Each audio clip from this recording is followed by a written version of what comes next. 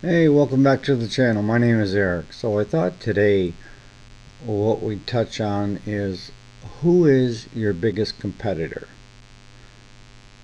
today. You need to know that. Whether you're old school, you've been at it for 30, 40, 50 years, or you're just thinking about getting into the business. Your biggest competitor is overseas. It's not the shop next door or the guy that's doing it on the side, trying to make a few extra bucks. The days of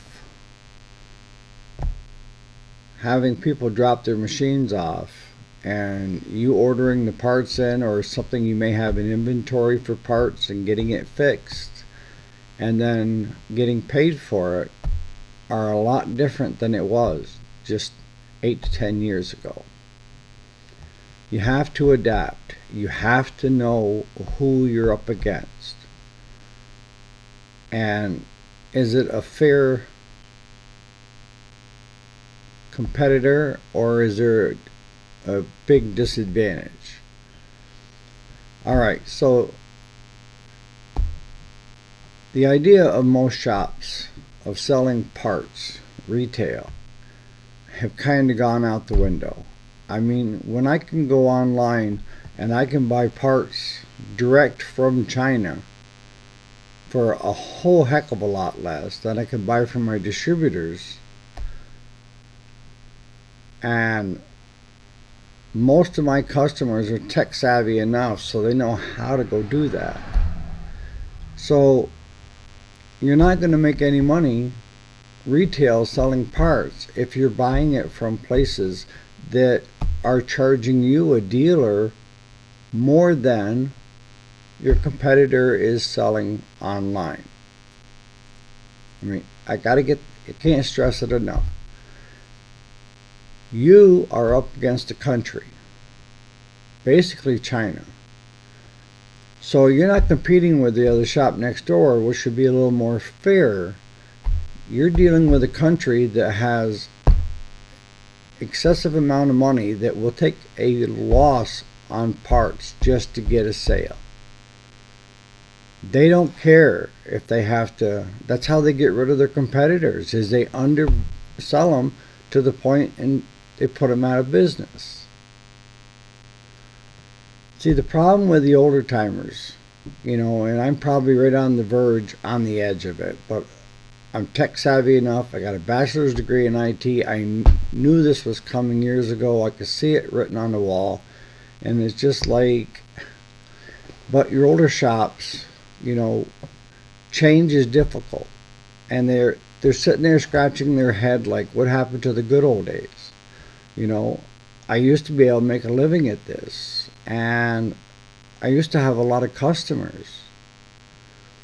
Some people will say, well, YouTube is the demise of it, because YouTube is, you have mechanics out there showing DIYs how to fix stuff. And we've always had that to a certain extent. There's always been books out there if you want to go read a book. It's just a new tool. Instead of a book, people are just watching videos instead of reading on how to fix stuff. So that part of it doesn't scare me a lot. Those customers that are doing that, I haven't had a lot of them anyways, unless they were coming to buy parts to do it themselves anyways. But I have lost their parts business. And the only way that me as a shop owner can continue doing retail sales is I need to go direct to the source and try to buy the parts that I think will sell and then have them on hand. See, that's what some of these online companies that are still doing small engine parts are doing. They're buying from China and then they're selling for more than what the Chinese are selling for. But the difference is it's a U.S. seller that's got it, and you'll get it quicker than you would China Post e-packet to you. So you get within 2 or 3 days versus 2 or 3 weeks. That's the difference. But the older guys, you're not going to adapt. I already know that. You know, with the demise of the small engine repair business, the comments that I got were great. You know, I appreciate it. But one of the main themes is some of these older guys, whether it was themselves telling us that they're closing up shop, or whether it was a family member telling us that their father-in-law, and give me one example, the father-in-law, he can't compete anymore because he's not getting to walk through traffic. And then he's got a friend that lives 30 miles away, and he's in the same ball game. So they're taking it from a business to a hobby, and that's sad. You know, I know that these old timers will take care of their older customers in the hobby part of it. But the days of making money as a shop on parts walk-ins and on parts and labor are gone. They're gone. I mean, the cat's out of the bag. We can't pull it back. And that's been my biggest gripe from day one, is I don't mind having a friendly competition with my other repair guys in the area. You know, I'm not trying to underbid them and everything else. We're friends. But when I'm being told that I have to compete against a country that doesn't care about profits right now, all they care about is dissecting and getting rid of any possible competition, that bothers me. And I don't know the answer. You know, that have bigger import fees, you know, because right now they're exporting way more than what they're importing. So put a tariff on it? I don't know the answer. Maybe you guys do. But to me, it's a very unfair advantage. You know, it's one that we shouldn't have to be dealing with. So, what do we do to survive? Well, we're not going to survive as the old shops did. The mom and pops are going down the drain in a hurry. They're all retiring, calling it quits, throwing their hats in. Some have quit and gone to work for other people because they weren't making enough money to come in. And for you guys that aren't business owners, there's more than just, you know, running a business. If you have employees and so forth, you've got the overhead, you've got the building that you're in, you've got, whether you're leasing, mortgage, rent, taxes on both ends, taxes for the buildings and taxes on the money that you don't make anymore. Employees, you have payroll taxes that you have to do. It's a never-ending thing of money going out the window, you know, for insurances and everything. So I can't blame these older guys for finally saying enough is enough. We're being pushed right out of the business. I wish I knew the answer to how to fix this, but for us, my mechanic, he is 71 years old now. He is not tech savvy. He's got a flip phone, but that's it. He doesn't do email and texting or anything. And that's a lot of your old school guys. They didn't want to change, and they got left behind.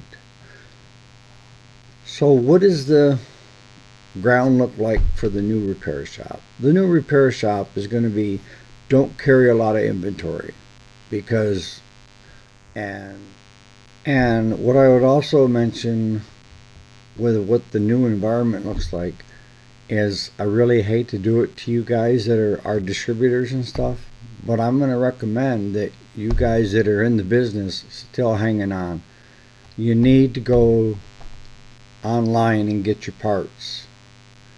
You're not going to make a ton of money on your parts, okay? If you go through your distributor, you're not going to make any money. You're going to be sitting on those parts. So what I would suggest to the shop owners that are still in it and the ones that want to get in it, you need to adapt. And that means I wouldn't carry much of an inventory, just fast moving stuff. I would also look at going and buying from the Chinese sellers for now, so that at least you can mark it up a little bit and still make some money on the parts for convenience to your customer, and you're saving them money. But for all the distributors that we have, even the aftermarket companies, guys, you can't compete with that. We can't compete with that. If we buy your parts, how are we going to compete on the same playing field? You know, we can say that the part is better, but most customers look at price. I got some customers that are all OEM, but the bulk of my customers are whatever is the least expensive route to go. So for you guys that are out there that are distributors and even the manufacturers and stuff, this is what you guys are up against. It's an unfair playing field. And you're going to see more and more and more shops close up or change to where they're not buying the parts from you. They have to go to the source that you're getting them from and then try to mark them up a little bit and then get labor. If you as a shop owner, if you don't do this right now, I guarantee you will be left behind. You have to change today. And I'm saying that in the nicest way. You know, I had one guy that commented that said that the Chinese stuff are junk and that you might have to go 2 or 3 of them till you get one that works. I haven't seen that, honestly. I think our people that are in office should be trying to step in and do something. And it's not only the small engine repair guys that are getting hammered. It's all your shops, your car repair shops. I mean, even your local grocery stores. I mean, you got people that are ordering groceries online and having it delivered to them.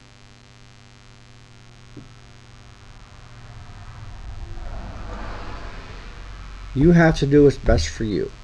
For you new guys that are thinking about getting into it, you can still get into it and you can still make a living at it if you do it the right way. If you do it the conventional way that has been being done for years and years and years, you're going to fail. Now, the only way you were going to stay in business using the conventional way is if you're doing strictly warranty work and you're selling whole goods. And when I say whole goods, it's like selling riding lawnmowers, push mowers, and so forth. But more and more and more customers are going. I mean, this year alone, I've had 4 units that came in here, and all 4 were bought on Amazon and shipped to their house.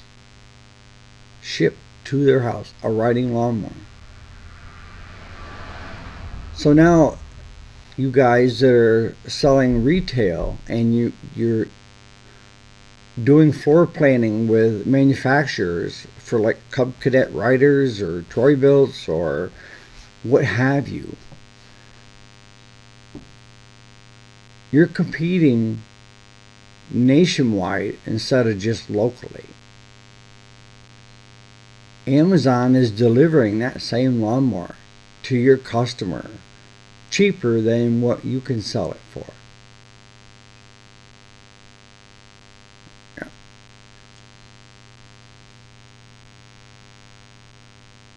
You know, we could say that it's unfair, and it is, but you either gotta cheat or get off the pot. One or the other. It's going to be totally up to you. I mean, I don't want it to sound like it's all gloom and doom, because it's not, if you're adapting. But it's a sad day when you see all these shops that are failing, and your local economy is crumbling because they can't compete on a national level. And when I say a national level, I mean most places now are competing against China. And we shouldn't have to. Our government shouldn't make us compete directly with another country to try to stay in business, right? What are they getting paid for, upstairs?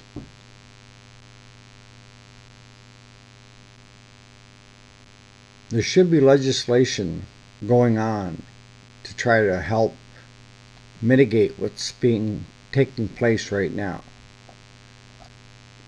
And the writing I'm seeing on the wall right now is a lot of your aftermarket companies are going to fold up because they can't sell to people like me, dealers, when I can get it as a dealer half price direct from China, ordering it online on eBay or Amazon. A lot of your manufacturers that set up floor planning and stuff with dealers are going to go by the wayside, because now those same customers are buying from huge wholesalers direct, delivered to their house.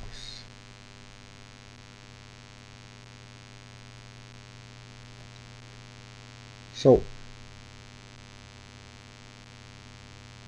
my recommendations are: be smart. Decide what battles you want to fight. Pick your battle. But if you don't adapt and you don't change today, then we're going to lose out, and we're going to see you go out of business. All right, folks. On that note, catch you on the next video. I mean, some things it does bother me, and that's one of the things that bothers me the most about the small engine repair business right now, is I have to compete with China, and I don't have that kind of wealth and power to push back. But our politicians upstairs do have the power. But the issue in that area is you have so many lobbyists that are pushing from overseas to our politicians that we can't compete with. Just give us some thought and tell me what you think in the comment section. I like to hear what you have to say. All right. Catch you later.